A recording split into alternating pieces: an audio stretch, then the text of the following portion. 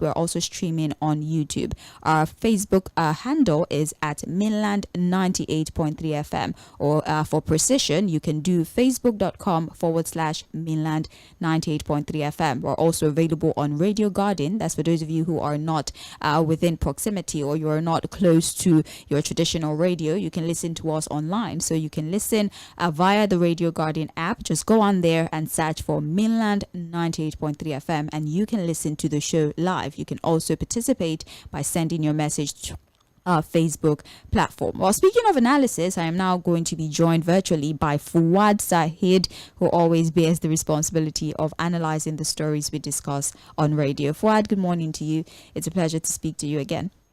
Yeah, good morning, Sid. How are you doing? I'm very well, thank you. How are you? I'm good, very good. Right. Okay, so let's get into it. We have the Punch, like I said earlier, we have the Guardian, and we have Vanguard newspaper. Let's start by talking or looking at the stories that we have on the front page of the Punch newspaper. The top story, as reported here, is Binance chief. Federal government contacts Interpol soldiers held over detainees' escape. There are a few riders to that story. We have fleeing crypto guru holds British Kenyan nationalities, escaped via Middle East airliner. This is according to the NSA office. Escape shocks security agency. Detained soldiers risk disciplinary action. Binance support probe. That's the rider to the story. Now, to the body of the story in itself, we have the federal government on Monday contacted the International Criminal Police Organization and issued an arrest warrant for the apprehension of one of the detained executive of a global cryptocurrency firm, Binance, Nadeem Anjarwalla, who escaped from lawful custody on Friday. It was gathered from the office of the National Security Advisor that Anjarwalla, a suspect in the probe into the activities of Binance in Nigeria, used a Kenyan passport to escape while his colleague was still in custody. For since this is a developing story, I do not want to spend too much time reading through the entire embarrassingly developing story. Through the entire report. So we have more information for what he used a Kenyan passport. He escaped. He apparently says he wanted to pray, amongst other things. But Fuad, I know that is a lot of questions, because obviously what airports did he go through? How was it that his passport was not flagged at the airport? Because, I mean, according to understanding, once you're a person of interest, usually, relevant authorities are aware. You can't just leave the country, you'll be flagged. So these are many questions that we don't have answers to yet. But the security operatives that were charged with guarding him have been, arrested, and they're being questioned. And there's many accusations of, an insider involvement, among other things. What would you like to say to that? Well, please. What have I done? I don't have the strength for this. I'm enjoying the story, the movie. I don't. The way, I like the fact that it's as if I'm watching a movie. The way you're putting everything together. The report itself, completely embarrassing though, but it's a nice movie to watch, really. To see that somebody of that caliber, that of national interest, or a top executive of an organization that we have accused of messing up with our commonwealth, of leading us into an avoidable forest crisis, a company that is of interest to Nigeria, to the point that we said that, look, more than $20-something billion in just in 1 year had gone through their platform, came into the country. See, that's why I said it's an interesting movie to watch, really. And then was detained by the office of the National Security Advisor. You know what it means? That look, this is not somebody who's detained in a regular, maybe the DSS custody, or maybe the police station, or remanded in any of our prisons. Look, it's of that kind of interest, to the point that, look, he was kept in the custody of the National Security Advisor, or the Security Advisor, in a particular place that we don't know about, really. And then, after all said and done, the back and forth in court, is under proper remand, because I think the court had extended that it can be kept further and all of that for investigation and all of that. So while we are trying to sort all of that out,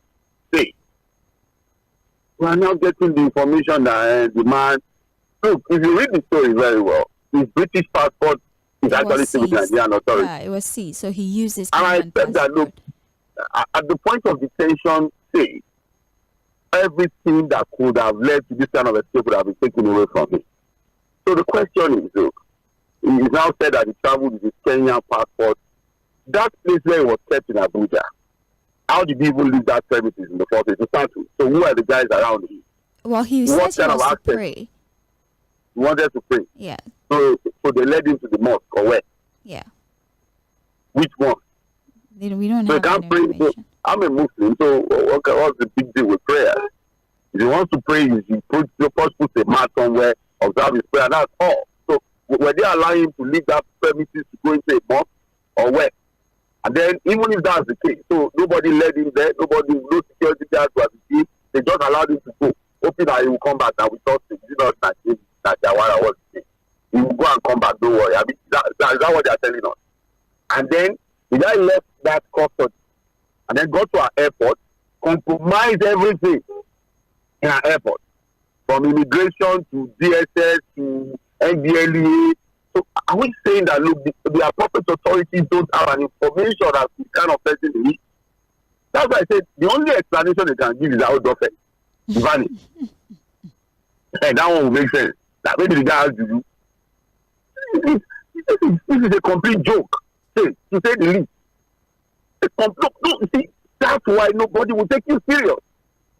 You keep talking about foreign direct investment, you are doing this. Look, people are going to sit somewhere in the world now, read this story and say, look, this country is a complete joke. How do you explain this now? Say, okay, now how do you explain this?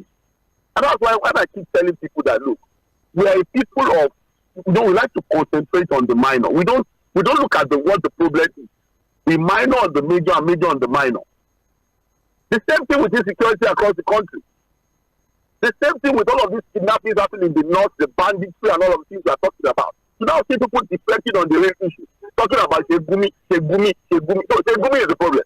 Really, let's be honest. Let's be serious. If there's a report on that, we'll talk about that after this. And we're going to get there.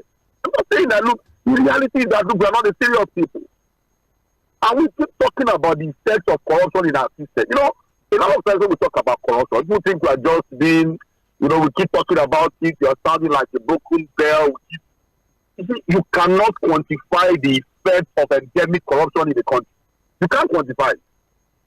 When people keep talking about, look, you must, as a deliberate act of national policy, kill corruption in your country. This is what we are talking about. Because what corruption will bring, you will not be able to quantify. There's no other way to explain it. Other than the fact that, look, all of these security agencies around the guy are compromised. Complete compromise. And this kind of compromise cannot just be for small guys. See, remember that this is a person of interest. Remember that the CBS said that, look, even the identities of those that have wired money, a tune of over $26 billion, are not known, and they need to know. Who are the guys that have been able to put this together to allow for this kind of escape? See, you think it's just ordinary people?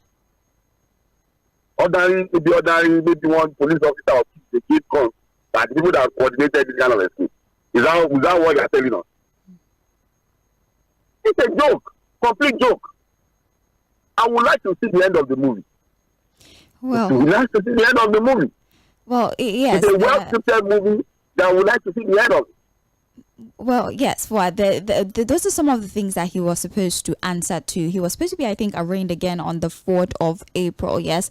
There are 100 top users. That's the information that they wanted with them. But they're still talking about the fact that, data protection is very important. You're not just allowed to divulge people's information. That was mostly the back and forth that was happening regarding supplying the names and information of their 100 top users. But I guess in situations of security, maybe compromises can be made regarding data protection. I don't have enough information, to tell that story the appropriate way. But that's that about that. He has escaped.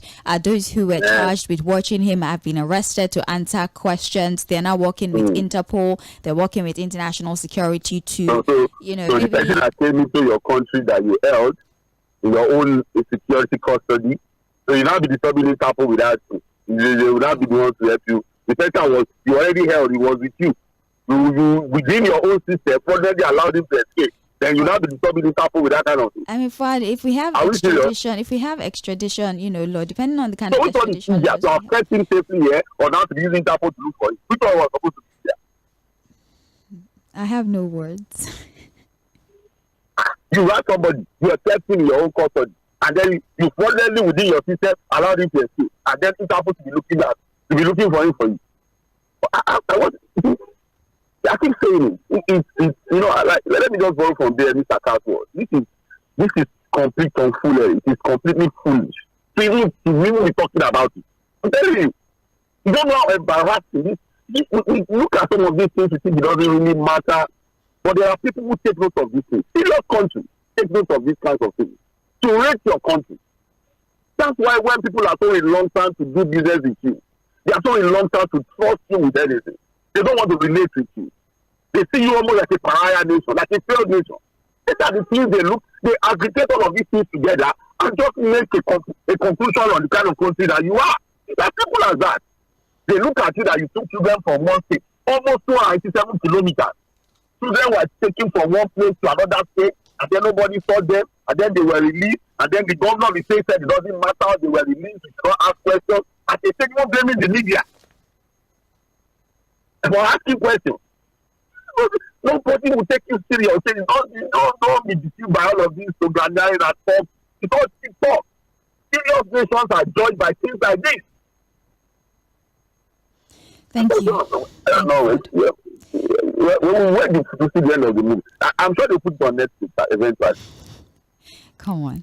For this is this is on page 2 of the Punch newspaper. Are going to be 15 on this. Good script writers should just consult these people to give them the script. Well, they still have his colleague in custody. He might have information. You never can tell. They still have his colleague in custody. So I'm sure they're questioning about places he most likely would go and places they could check. Or they could just get the information they need from his colleague. You keep that one very well, before we hear another story. Well, that's on page 2 of the Punch newspaper. Don't forget that we're streaming the program live on our Facebook platform. That's facebook.com/Mainland 98.3 FM. Or just go to Facebook, use the search bar and put Mainland 98.3 FM, and then you can just click live to the streaming platform or the live stream. Just click on it and then you can watch us live, and you can even start to drop your submissions on the live chat option there. When it's time to take submissions, I would just double back and read the messages that you have dropped. All right, moving forward, we have another story here. Federal government threatens Gumi with arrest, condemns reckless statement. The federal government on Monday said it would not hesitate to make anyone answer for comment he believes to be provocative or reckless, as no one is above the law. The Minister of Information and National Orientation, Mohammed Idris, said this while addressing journalists at the State House Abuja after the Federal Executive Council meeting. Now, days after terrorists kidnapped at least 287 pupils from Kuriga Chikun local government area of Kaduna State, Islamic cleric Sheikh Ahmad Gumi had offered to dialogue with the abductors. Gumi advised that to facilitate the release of the abducted school children, the president should allow him to negotiate. Anyways, for the conversation really is around some of the statements that Sheikh Gumi has made over the course of the years. And they've said it that, yes, he has been invited a few times by security operatives to explain what he means by some of the public statements he has made. But they're saying if he says anything that they find to be reckless or to be an impediment to, security operations, of course, he would be apprehended. But for now is more or less an invitation to answer questions about comments like it's best to negotiate with these terrorists than to follow in the footstep of your predecessor, amongst other things. So what do you think about the fact that he has been singled out and certain comments of his are being tagged reckless? Okay, so if a man comes and says that, look, from what I have seen, from the complexities I've seen, from my own information and intelligence, I think this is the best time to begin to look at how to negotiate with these guys. And, again, the same government that is complaining is a major proponent of kinetic and non-kinetic means of solving the problem. Have they not been talking about it? The Vice President, Kashim Shettima, has he not also talked about the fact that, look, this insecurity in the North has to be addressed using both kinetic and non-kinetic means? So, the non-kinetic means they are talking about, how is it different from what the Gumi said? You understand what I'm saying? I'm with you. Have they not been saying it? Have they not been the major proponents of kinetic and non-kinetic use of solving insecurity problems in the North? So the non-kinetic use is not still some form of negotiation, some form of arrangement that is not about using military force against these criminals.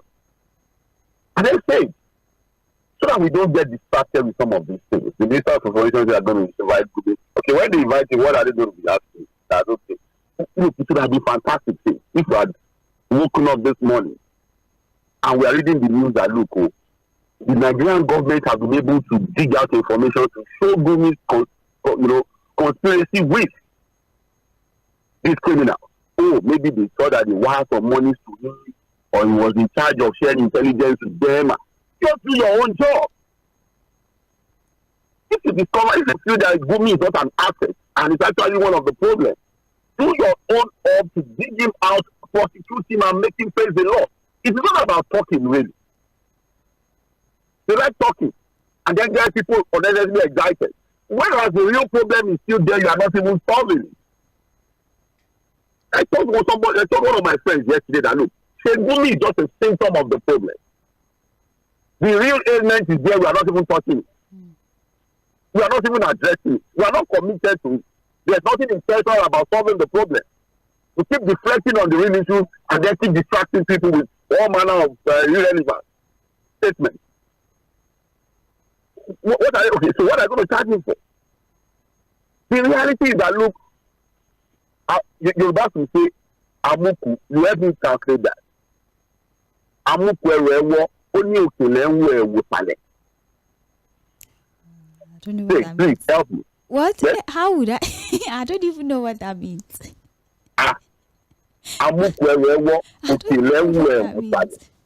You don't know? I have no idea what you're talking about, Fuad. Please. Well, maybe some of our listeners will help you. We are just doing ourselves. Eh? What? The reality is that look, wait, let's ask ourselves. And then eventually give proper perspective to this analysis. Okay. And then ask ourselves if this is Gumi is the problem. So to the extent that we are not going to leave every other thing we are talking about and then focus on, like you said, how do you do this thing out? To think is the problem. We've been having consistent attack on our schools, apart from other kidnap situations in the north, especially the northwest. Yeah. Right from the days of Chibok to Dapchi and others. As a people, as a country, the government, both at the federal and state level, have not been able to put security arrangements together to deal with the problem. They've not been able to secure our schools. We have a lot of ungoverned spaces, lack of infrastructure, poverty. Some of the worst forms of poverty in the world is domiciled in that region. And Gumi is the problem. See, with that kind of extreme poverty, you are going to be bringing criminality. There are not two ways to it now. So we have all of that. You have serious endemic corruption. People just stealing money. Governors after governors in that region just stealing money at random. And then Gumi is the problem. You can't secure your people. There's no infrastructure. Farmers in those areas can't go to farm. There's multi-level all manner of poverty, diseases in that region. And then you have criminals who are now feasting on that failure of governance. And then added to that is a security network that is almost compromised, as you're saying it. How for every state, the people, the bandits, move, let's say 137 that the government is talking about now, work with that figure. From Kaduna State, over a length of over 200 something kilometers to Zamfara. Nobody intercepted them, nobody saw them. And then we now got the release, and the governor of Kaduna State is telling us to just break that and no access here. Why is the media asking questions how they were released? We should celebrate what? Celebrate failure. Celebrate incompetence. So we keep celebrating. Oh, so another one will happen tomorrow now. We release them, we celebrate that one. And I was looking at the governor, so what are you saying? If you hide your head in the sand, what are you saying? To even have put young ones are 6, 7, 8, to have allowed them to even go into that kind of ridiculous situation. Even ask question. don't open tomorrow. Well, do you mind do all of the noise move your again, position? they release them again, and we celebrate that one. Okay, we can What hear are we you now. celebrating? No.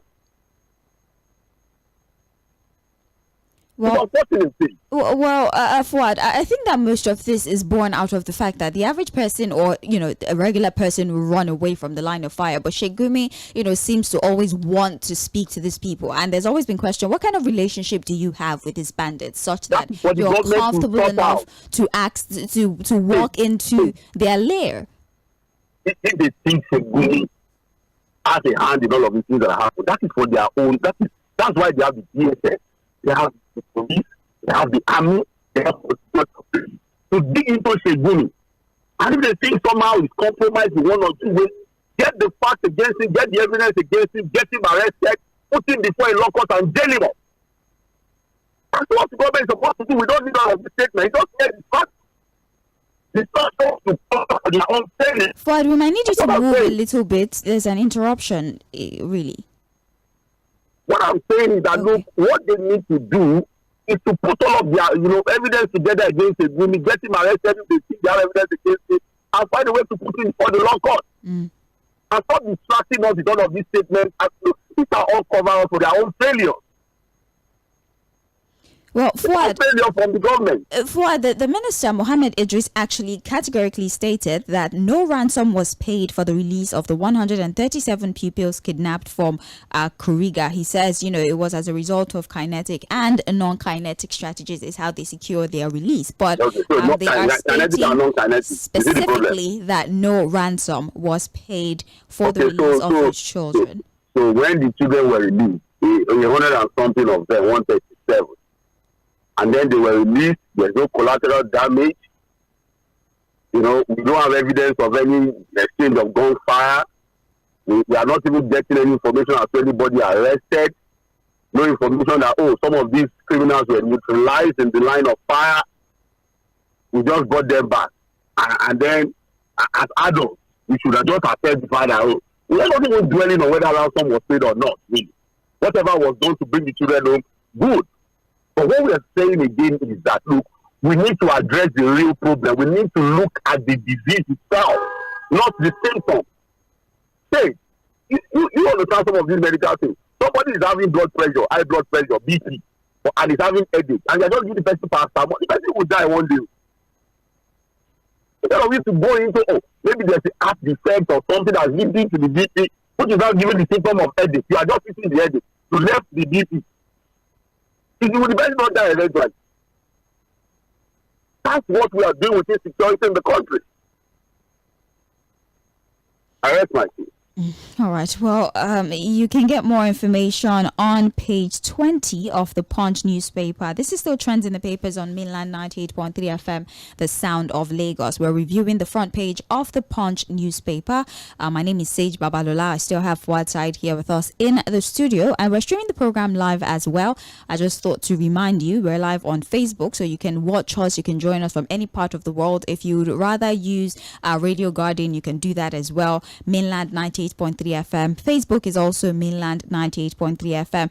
I just thought to add this word before we move away from that story, because the Punch also has a different report on Kaduna host freed pupils, 28 kidnapped in fresh attack. Just like you said, yes, in Kaduna as well. Like you said, the governor has taken, reception of the 137 rescued children. A few of them, about 6 of them, had to be taken straight to the hospital because they sustained injury. They've been subjected to therapy as well.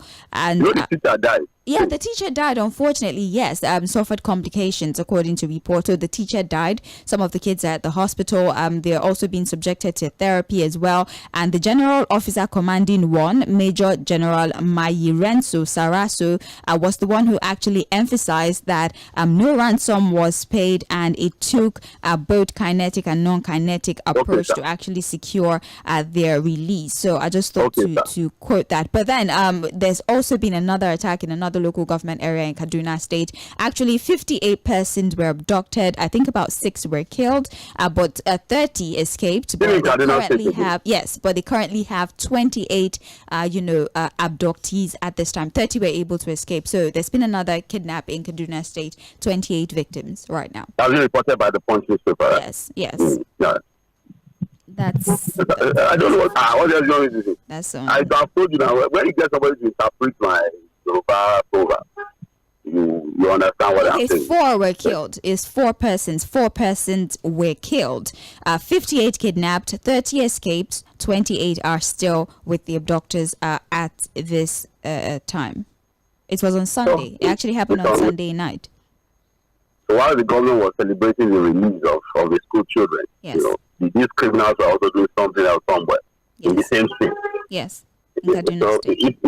so that's why we keep saying that look, we need to put everything on the table, ask all of the relevant questions, focus on all of the issues, and stop deflecting on one issue and saying, oh, why people asking questions.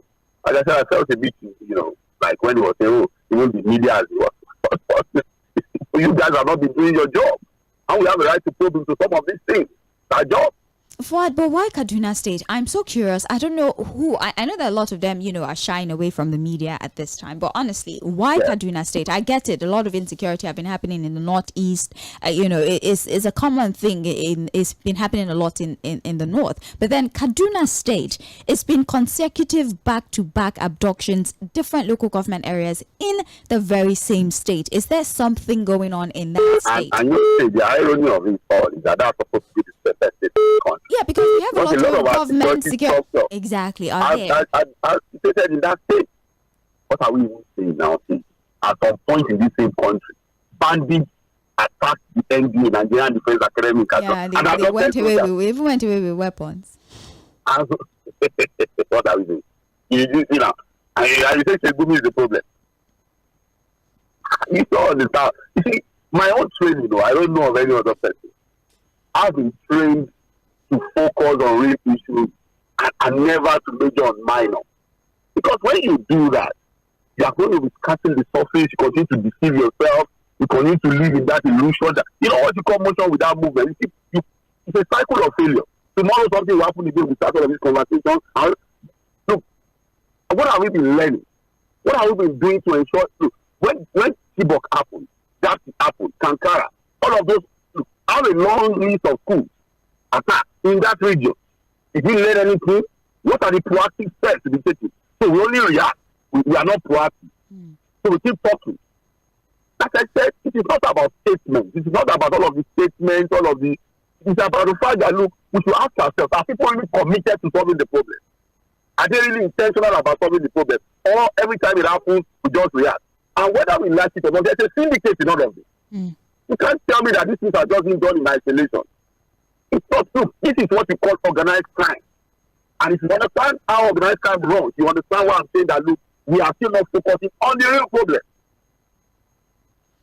Well, that information is on page 20 of the Punch newspaper. Moving forward, the Punch also reports federal government deducts 415 billion naira state allocation for debt servicing. Federal government deducts 415 billion naira state allocation for debt servicing. Now, the federal government has deducted over 415 billion naira from state government allocation to service their external loans, according to findings by the Punch. This was according to data from the Federation Account Allocation Committee disbursement, which was published by the National Bureau of Statistics. These deductions were made between 2019 and 2023 from the allocations given to the state government from the Federation account. And some of the states that were most impacted by this include Lagos State. We also have states like Kaduna State with heavy deductions, Cross River as well. And some of the least affected states are Borno, Yobe, and Zamfara. So far, in a bit to service some of our external debts, the federal government have decided to make certain deductions from the allocations that are meant for certain states so that they could use these deductions to fund or to cater to some of our debts or to service some of our debts. And they give us a list of some of the states with heavier deductions and the states that also had, just little deduction from their state allocation. This speaks to the rising debt profile of the country and the fact that we would spend the bulk of our resources servicing debts, not even paying back the debts, but servicing said debts. And unfortunately, we borrow these money to, fund, recurrent expenditures. The current expenditure, fraudulent procurement. You understand what I'm saying? reckless spending. Look, we always say there's really nothing wrong with borrowing. Even in the organized private sector, you find a lot of businessmen who borrow money, get loans to fund businesses. You understand? But you don't fund, for example, for consumption. Not even for reckless consumption. You understand what I'm saying? Let us even assume that these borrowings are done, for infrastructure upgrade, for infrastructure in health, education. You understand what I'm saying? Yeah. The power sector. That you can now see that we've been borrowing, but these are the results of what we've been borrowing. So go into some of these states, and check, look at their debt profile, and check whether there's anything on ground that is you can say, okay, well, from this borrowing, we can see that these states are it's just all corruption. Half of the money that are borrowed are filtered away to reckless spending, fraudulent procurement, and at the end of the day, the state is left, with huge debt hanging on its neck, with nothing to show for it. And we have to continue to pay. The same thing we have done with the 2024 budget. The so-called budget of renewed hope. I'm sorry. The same budget now has to do some heavy borrowing to fund most part of that budget. But take the budget in itself and see the amount of reckless expenditure you find in that budget. And that's why we keep asking ourselves, do we really have a revenue problem, a spending problem? And I think for me, it's more of a spending problem, really. So it is what it is. We have to deal with it. Well, that is the situation regarding that. We have that on page 21 of the Punch newspaper. We're still looking at the Punch. We have this report here. Nigerians may spend over 725 billion naira on 2024 Hajj. Now, Nigerians may spend over 725.1 billion naira on the 2024 edition of the annual Hajj exercise to the holy lands of Makkah and Medina, the Punch report. This is following a directive by the National Hajj Commission of Nigeria, urging pilgrims to pay an additional 1.9 million balance in accordance with the current foreign exchange rate before the deadline of March 29, 2024. For this report is just highlighting the fact that taking trip to the Holy Land is now more expensive. Yes, in 2022 it was about 2.4 million, but now we're seeing almost as high as 6.8 million thereabout. And this is for people who even register early. So the later you register. Yeah, so the later you register, the more expensive it's going to be for you, and all of this has been attributed to the current forex crisis in the country. Is that something you want to discuss briefly? You know what? Take it briefly, just briefly. Yeah. I'm a Muslim, and Islam is very clear about pilgrimage. If you don't have the means, it's not compulsory. Here's one of the pillars of Islam. One of the things you are expected to hope to do, and work forward as a Muslim. But it's not compulsory. If you understand, if you don't have the means to do it, it's an act of worship that's very important to the Islamic faith.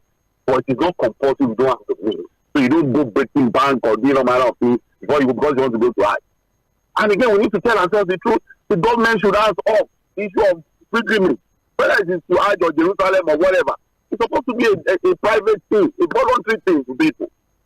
You now see some people even put it in their budget, in their different states. For pilgrimage, they budget for it. Okay. How does that make any sense now? Whereas you have education in those states suffering. Those states where they are budgeting for pilgrimage, in their state there's no hospital. Functional hospital is not. They don't have functional hospital. In those states, the schools are not empty. No roof, nothing. In those states. But you are putting money for people to go to art, which is supposed to be a private thing. And it's not even compulsory. At least as a Muslim, I know that. If you don't have the means. But we keep doing these things and we keep repeating. That's why I say, look, there are people who take note of these things and will never take it serious as a country. As a people. What's the business of government in funding people to go to art? What is that supposed to give back to the economy of the country or the state? You see everywhere. They won't put uniform on them. These are the things we do that we keep talking. But nobody talks about it. Because we think it's just normal. That's why I was asking, are we abnormal people? When we see abnormality as normal. Islamic faith is very clear about pilgrimage. If you don't have the means, it is not compulsory. Even though you have to strive at all to get it done. And whether we like them, there are even rich Nigerians, individuals, who can sponsor people, as an act of faith and worship. you can sponsor 10, 50 people, you have the money. The likes of Dangote and all of these guys can decide to be doing all of that. But not government. Government should be about the general welfare of the people by putting resources of the state in things that matter, like health, education, infrastructure, not giving it. But we keep doing it and we think it's normal. Well, that particular story is on page, hold on a second, page 9 of the Punch newspaper. Let's move on now. We have the story here regarding the CBN. Now, the CBN directs BDCs to sell dollar at 1,269 naira. So the Central Bank of Nigeria has disclosed that it will be allocating $10,000 to each Bureau de change operator at 1,251 naira to a dollar. This was contained in a circular made available to the Punch and signed by the bank's director, Trade and Exchange Department, Dr. Hassan Mahmood, on Monday. The Apex Bank directed each Bureau de change operator to sell the dollar to eligible customer at a rate not exceeding 1.5% above the purchase price, implying that BDCs are not expected to sell above 1,269 naira to a dollar. So, Fuad, there you have it. They're going to allocate $10,000 to Bureau de change operators for a price of 1,251 naira to a dollar, and they've instructed them that they should not sell above a rate that is more than 1.5%. So the Bureau de change operators would have to sell to customers at 1,269 naira to a dollar. That's something that can be done, right? Yeah, of course, yes. Well, what we have been doing again in recent times is to continue to push for liquidity to fight speculation. Right. You understand? We are just pushing money, pushing forex in, so that at least we can stem this tide of the free fall of the naira against the dollar. So basically, that's an idea of trying to fight somehow speculation going on. But how sustainable is all of these things? We need to ask ourselves. Can we continue to push in? And that's why I keep saying that, look, yes, some of these policies are good at least in the short term, at least to manage the situation we have, the very bad situation we find ourselves. That free fall, something has to happen at least to temporarily manage the situation. But in the long run, whether we like it or not, a lot of the things that will see the naira continue to firm up properly, hopefully get to a situation where we can begin to talk about 600 naira to a dollar, or even less than that, are not complete responsibilities of the CBN. You understand what I'm saying? Because at the end of the day, it's about our ability as a country to earn enough forex to create that liquidity we are looking for, to fight completely, so that at the end of the day, you don't have where the speculation to lose. And that is about production, about energy, about infrastructure, about our ability to balance our trade, international trade, so that we're not just an importing nation, we can also begin to export a lot of our goods and services and then make enough for it. Those things are not necessarily in the hands of the CBN.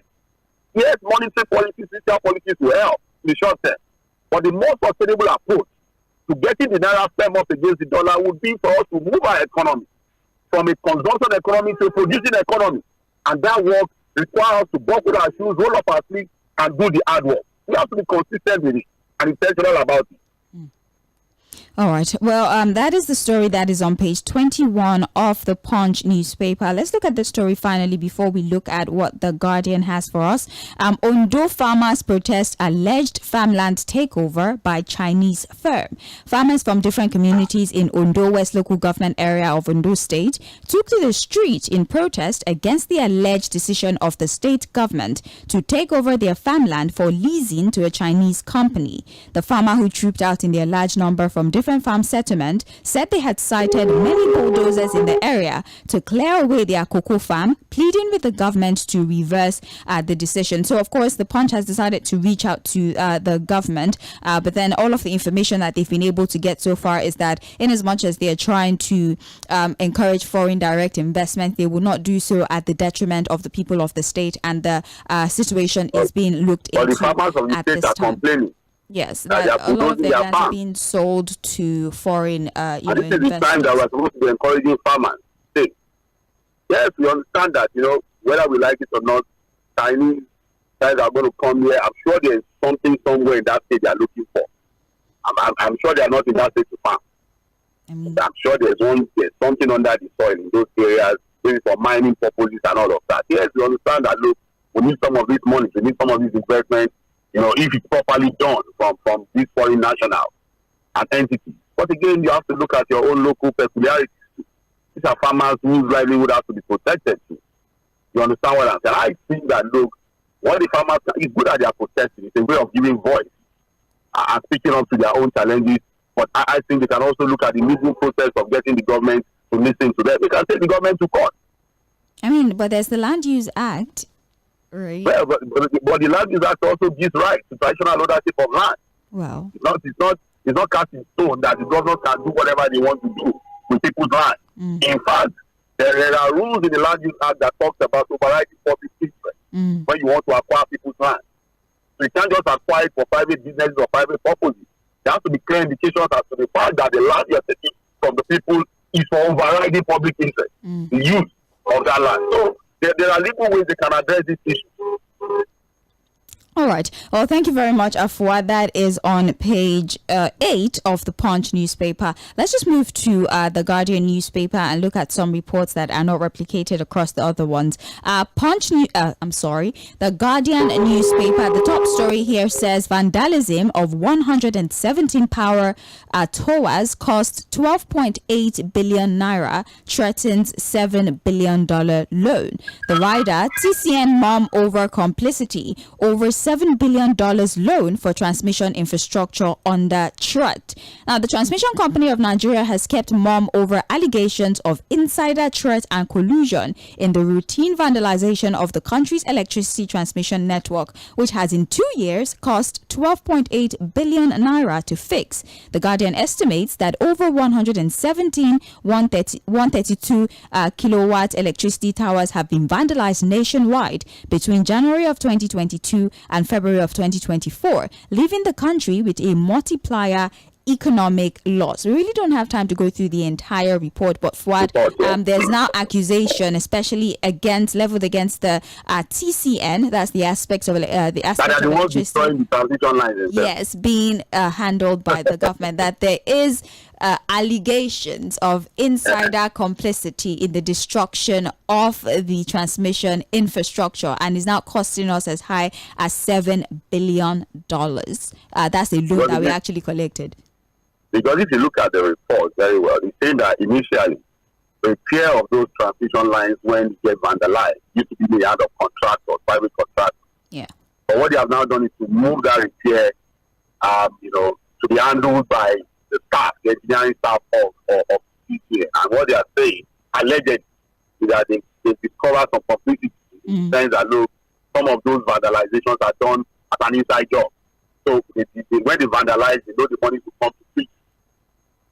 What do we now say about this thing? Still about corruption, about who we are as people. Let me just put it that way.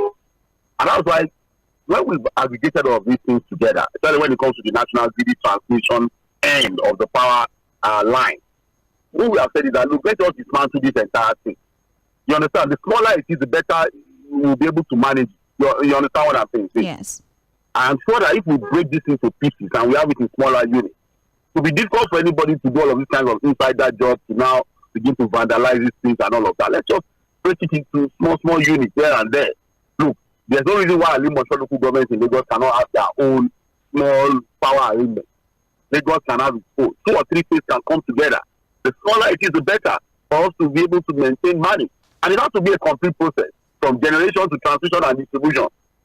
Let's just break it into pieces. This current arrangement is not working. Whatever it takes for us to do it, we need to do it. Because again, the government is looking at a $1 trillion economy. We can't do a $1 trillion economy. People look at it. We did a report now. How do we get energy sufficiency as a nation? As we speak now, we are still hovering around 4,000 megawatts. Yeah. The entire installed capacity is just about 13,000 megawatts. And we want to be a $1 trillion economy. Are we playing? It's step by step forward. Step by step. You have a faulty step. You are not going to go anywhere. When you say step by step, the step itself must be that the first step you are taking is the right step. You take a wrong step forward, you are going nowhere.